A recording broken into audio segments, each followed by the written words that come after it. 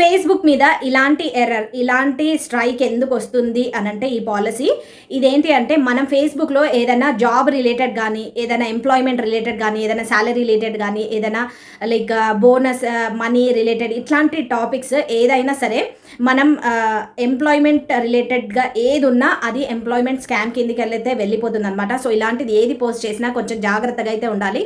నాకు తెలిసి 10 నుంచి 20 అకౌంట్స్ వరకు ఇలాంటి ప్రాబ్లం అయితే వచ్చింది.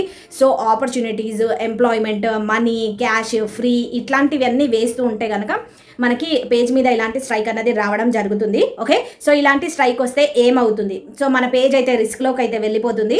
సో అందులో మనం ఏ కంటెంట్ కూడా వేయలేము అండ్ పేజ్ రికమెండేషన్ కూడా సస్పెండ్ అయిపోతుంది అండ్ మానిటైజేషన్ అయ్యి ఉంటే అది కూడా ఆగిపోతుంది. సో ఇలా చాలా ప్రాబ్లమ్స్ అయితే ఫేస్ చేయాల్సి ఉంటుంది. సో మనం దీనికోసం ఏం చేయాలి అని అంటే, సో మనం రిపోర్ట్ అయితే చేయాల్సి ఉంటుంది ఫేస్బుక్కి. సో నార్మల్ రిపోర్ట్ చేయాలి, మనం అన్ని స్క్రీన్ షాట్స్ అయితే తీసుకొని ఫేస్బుక్కి రిపోర్ట్ అయితే పంపించాలి. అంత ఈజీగా రెస్పాండ్ అయితే రాదు, కానీ మీరు మెటా వెరిఫైడ్ తీసుకోవాల్సి ఉంటుంది. ఇక్కడ మీ పేజ్ పైన వెరిఫైడ్ తీసుకొని తర్వాత మీరు ఫేస్బుక్ వాళ్ళతో మాట్లాడాలి. వాళ్ళు ఏం చెప్తారు అన్నది దాని మీద డిపెండ్ అయ్యి ఉంటుంది. ఇది ఇప్పుడు రికమెండేషన్ కానీ మనకి మళ్ళీ మానిటైజేషన్ అవ్వడం కానీ, సో ఇది చాలా టైం టేకింగ్ ప్రాసెస్, అంత ఈజీగా అయితే రాదు. సో ఈ పేజ్ మీద మళ్ళీ వర్క్ చేయాలా అనంటే, సో ఆ పేజ్ మీద ఇంకా హోప్స్ అయితే వదిలేసుకోవాలి. సో ఇవన్నీ మనం అవన్నీ కంటెంట్ వేసే ముందే ఆలోచించుకోవాలి. ఓకే, సో ఇలాంటి ప్రాబ్లం వచ్చేసిన తర్వాత చాలా ప్రాబ్లం అయితే ఫేస్ చేయాల్సి ఉంటుంది. సో కంటెంట్ అమౌంట్ వచ్చే ముందు ఇలాంటివి అయితే జరుగుతూ ఉంటాయి సామాన్యంగా.